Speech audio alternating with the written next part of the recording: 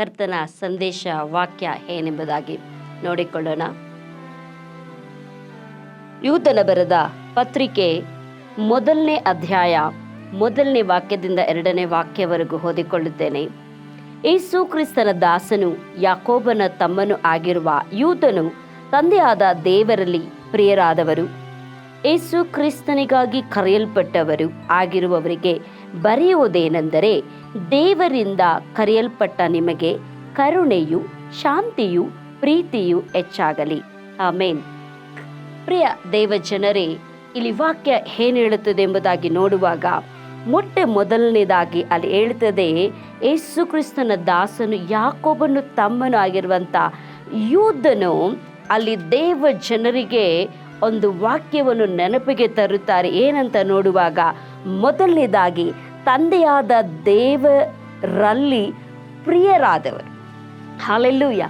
ಅಲ್ಲಿಗೆ ನಾವು ಯಾರಿಗೆ ಪ್ರಿಯರಾದವರಂತ ನೋಡುವಾಗ ಅಲ್ಲಿ ವಾಕ್ಯ ಹೇಳ್ತದೆ, ತಂದೆಯಾದ ದೇವರಿಗೆ ಪ್ರಿಯರಾದವರು. ಅಲ್ಲಿ 2ನೇ ಭಾಗ ಹೇಳುತ್ತದೆ, ಯೇಸು ಕ್ರಿಸ್ತನಿಗಾಗಿ ಕರೆಯಲ್ಪಟ್ಟವರು ಎಂಬುದಾಗಿ. ಹಲ್ಲೆಲೂಯಾ. ಆದ್ದರಿಂದ ಮೊದಲನೇದಾಗಿ ನೀವು ಕ್ರೈಸ್ತರಾಗಿರುವುದಾದರೆ, ಯೇಸು ಕ್ರಿಸ್ತನನ್ನು ನಂಬಿರುವುದಾದರೆ, ಕರ್ತನನ್ನು ಪ್ರಾರ್ಥಿಸುವಂಥವರು, ವಾಕ್ಯವನ್ನು ಓದುವಂಥವರು, ದೇವರನ್ನು ನಂಬಿರುವಂಥರಾಗಿದ್ದರೆ ವಾಕ್ಯ ಹೇಳುತ್ತದೆ ದೇವರಿಗೆ ಪ್ರಿಯರಾದವರು ಎಂಬುದಾಗಿ. ಹಲ್ಲೆಲೂಯಾ. ಈ ಲೋಕದಲ್ಲಿ ಅನೇಕ ಸಮಯದಲ್ಲಿ ನಾವು ಪ್ರತಿಯೊಬ್ಬರೂ ಕೂಡ ಯಾರಾದರೂ ನನ್ನನ್ನು ಅಧಿಕವಾಗಿ ಪ್ರೀತಿಸುತ್ತಾರ, ಯಾರಾದರೂ ನನ್ನನ್ನು ಅಧಿಕವಾಗಿ ಮೆಚ್ಚಿಕೊಳ್ಳುತ್ತಾರ, ನನ್ನ ಬಗ್ಗೆ ಮಾತನಾಡುತ್ತಾರಂತ ಪ್ರತಿಯೊಬ್ಬ ಮನುಷ್ಯರು ಕೂಡ ಈ ಲೋಕದಲ್ಲಿ ಎದುರು ನೋಡುತ್ತಾರೆ. ಆದರೆ ಸ್ವಲ್ಪ ಸಮಯ, ಸ್ವಲ್ಪ ದಿವಸ ಮಾತ್ರನೇ ಮನುಷ್ಯರಿಂದ ಇದನ್ನು ನಾವು ಎದುರು ನೋಡಬಹುದು. ಆದರೆ ಆಮೇಲೆ ಅದನ್ನು ಎದುರು ನೋಡೋದಕ್ಕೆ ಸಾಧ್ಯ ಇಲ್ಲ. ಯಾಕಂದರೆ ವಾಕ್ಯ ಹೇಳ್ತದೆ, ಅಧರ್ಮವು ಹೆಚ್ಚಾಗಿರೋದ್ರಿಂದ ಎಲ್ಲರ ಪ್ರೀತಿಯು ತಣ್ಣಗಾಗಿ ಹೋಗುತ್ತದೆ ಎಂಬುದಾಗಿ. ಆದ್ದರಿಂದ ಈ ಲೋಕದಲ್ಲಿ ಯಾರ ಪ್ರೀತಿಯಾಗಿದ್ದರೂ ಸರಿ, ಅದು ತಣ್ಣಗಾಗಿ ಹೋಗುತ್ತದೆ. ಆದರೆ ನೋಡ್ರಿ, ತಂದೆಯಾದ ದೇವರಿಂದ ಪ್ರೀತಿಸಲ್ಪಟ್ಟವರು ಅಂತ ಹೇಳುವಾಗ ನೀವೆಲ್ಲರೂ ಕೂಡ ತಂದೆಯಾದ ದೇವರಿಂದ ಪ್ರೀತಿಸಲ್ಪಟ್ಟಿದ್ದೀರಾ. ಅದು ಮಾತ್ರ ಅಲ್ಲಿ ವಾಕ್ಯ ಹೇಳ್ತದೆ, ಯೇಸು ಕ್ರಿಸ್ತನಿಗಾಗಿ ಕರೆಯಲ್ಪಟ್ಟವರೆಂಬುದಾಗಿ. ಹಲ್ಲೆಲೂಯಾ. ಆದ್ದರಿಂದ ದೇವಾದಿ ದೇವನು, ರಾಜಾದಿ ರಾಜನು, ಕರ್ತಾದಿ ಕರ್ತನಿಗಾಗಿ ನೀವು ನಾನು ಕರೆಯಲ್ಪಟ್ಟಿದ್ದೇವೆ. ಆದ್ದರಿಂದ ಅಲ್ಲಿ ವಾಕ್ಯ ಹೇಳುತ್ತದೆ, ನಿಮಗೆ ಕರುಣೆಯು, ಶಾಂತಿಯು, ಪ್ರೀತಿಯು ಹೆಚ್ಚಾಗಲಿ ಎಂಬುದಾಗಿ. ಹಲ್ಲೆಲೂಯಾ. ಆದ್ದರಿಂದ ಇಲ್ಲಿ ಒಂದು ವಾಗ್ದಾನವನ್ನು, ಒಂದು ಆಶೀರ್ವಾದವನ್ನು ಯೂದನು ತನ್ನ ಜನರಿಗೆ ಹೇಳುತ್ತಿದ್ದಾರೆ. ನಿಮಗೇನುಂಟಾಗಲಿ?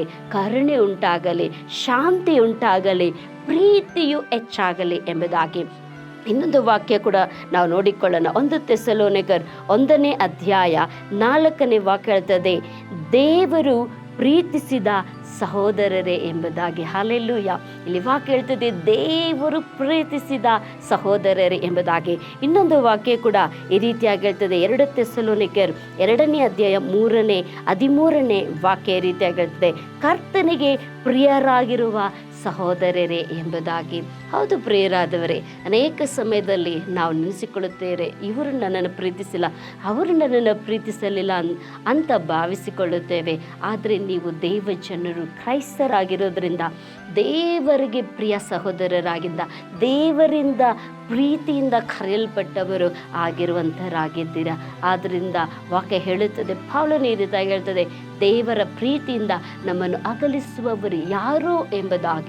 ಆದ್ದರಿಂದ ಇವತ್ತು ಈ ವಾಕ್ಯದ ಭಾಗಗಳನ್ನು ಓದುವಾಗ ಅದು ಎಷ್ಟು ಸಂತೋಷವಾಗಿತ್ತು. ಅದಕ್ಕೆ ಅಲ್ಲಿ 2ನೇ ವಾಕ್ಯ ಹೇಳ್ತಿದೆ, ದೇವರಿಂದ ಕರೆಯಲ್ಪಟ್ಟ ನಿಮಗೆ ಕರುಣೆಯು, ಶಾಂತಿಯು, ಪ್ರೀತಿಯು ಹೆಚ್ಚಾಗಲಿ ಎಂಬುದಾಗಿ. ಆದ್ದರಿಂದ ನಾನು ದೇವರಿಂದ ಕರೆಯಲ್ಪಟ್ಟಿರೋದ್ರಿಂದ ನಿಶ್ಚಯವಾಗಿ ಈ ದಿವಸ ದೇವರು ನಿಮಗೆ ಕರುಣೆಯನ್ನು ಅನುಗ್ರಹಿಸಲಿ, ಶಾಂತಿಯನ್ನು ಅನುಗ್ರಹಿಸಲಿ, ಪ್ರೀತಿಯನ್ನು ಅನುಗ್ರಹಿಸಲಿ ಎಂಬುದಾಗಿ ನಾನು ದೇವರ ಬಳಿಗೆ ಪ್ರಾರ್ಥಿಸಿಕೊಳ್ಳುತ್ತೇನೆ. ಒಂದು ಗೀತೆ ಕೂಡ ಈ ರೀತಿಯಾಗಿ ಹೇಳುತ್ತದೆ. ಆ ಗೀತೆಯನ್ನು ಹೇಳಿ ನಾನು ನಿಮಗಾಗಿ ಪ್ರಾರ್ಥಿಸಿಕೊಳ್ಳುತ್ತೇನೆ.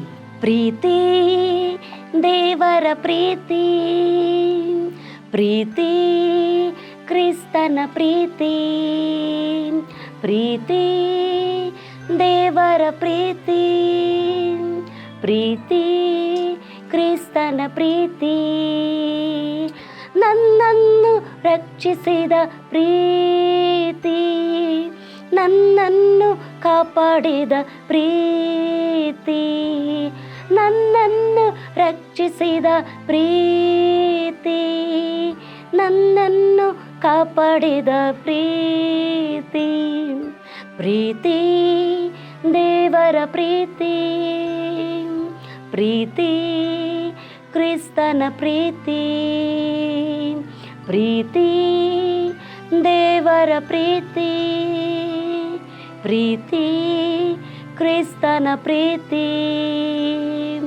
ಪ್ರಿಯ ಪರಲೋಕದ ತಂದೆಯಾದ ದೇವರೇ, ಈ ಸಮಯಕ್ಕಾಗಿ ನನಗೆ ಸ್ತೋತ್ರ ರಾಜ. ನಾವೆಷ್ಟು ಭಾಗ್ಯವಂತರು ಸ್ವಾಮಿ. ದೇವರೇ, ನಿನ್ನ ಪ್ರೀತಿಯಿಂದ ಕರೆಯಲ್ಪಟ್ಟವರು ನಾವು, ಯೇಸು ಕ್ರಿಸ್ತನಿಗಾಗಿ ಕರೆಯಲ್ಪಟ್ಟವರು ನಾವು. ಪ್ರಿಯ ದೇವ ಜನರು, ಪ್ರಿಯ ದೇವ ಸಹೋದರರು, ಪ್ರಿಯ ದೇವರ ಮಕ್ಕಳು ಎಂಬುದಾಗಿ ನಮಗೆ ಒಳ್ಳೆಯ ಬಿರುದುಗಳನ್ನು ನೀನು ಕೊಟ್ಟಿರೋದಕ್ಕಾಗಿ ನಿಮಗೆ ಸ್ತೋತ್ರ. ನಿಮ್ಮ ಪ್ರೀತಿಗಾಗಿ ಕೃತಜ್ಞತಾ ಸ್ತುತಿ ಸ್ತೋತ್ರಗಳನ್ನು ಸಲ್ಲಿಸಿಕೊಳ್ಳುತ್ತೇವೆ. ಪ್ರೀತಿಯಿಂದ ಸ್ವಾಮಿ ಆ ಪರಲೋಕ ಭಾಗ್ಯವನ್ನು ನಮಗೆ ಕೊಟ್ಟಿದ್ದೀರಿ, ನಿಮಗೆ ಸ್ತೋತ್ರ. ನಿನ್ನ ಪ್ರೀತಿಯಿಂದ ನಮಗೆ ಪಾಪ ಕ್ಷಮಾಪಣೆ, ಆ ನಿತ್ಯ ಜೀವಿತವನ್ನು, ಆ ನಿತ್ಯ ವಿಮೋಚನೆಯನ್ನು ನಮಗೆ ಅನುಗ್ರಹಿಸಿಕೊಟ್ಟದಕ್ಕಾಗಿ ನಿಮಗೆ ಕೃತಜ್ಞತಾ ಸ್ತೋತ್ರಗಳನ್ನು ಸಲ್ಲಿಸಿಕೊಳ್ಳುತ್ತೇವೆ. ಆಶೀರ್ವದಿಸಿ ಯೇಸು ಕ್ರಿಸ್ತನ ನಾಮದಲ್ಲಿ ಪ್ರಾರ್ಥಿಸಿ ಬೇಡಿ ಹೊಂದಿಕೊಳ್ಳುತ್ತೇವೆ ನಮ್ಮ ತಂದೆಯಾದ ದೇವರೇ, ಆಮೇಲೆ. ದೇವರ ಪ್ರೀತಿ ಸದಾಕಾಲವ ನಿಮ್ಮೊಂದಿಗಿರಲಿ. ದೇವರು ನಿಮ್ಮನ್ನು ಆಶೀರ್ವದಿಸಲಿ. Praise the lord.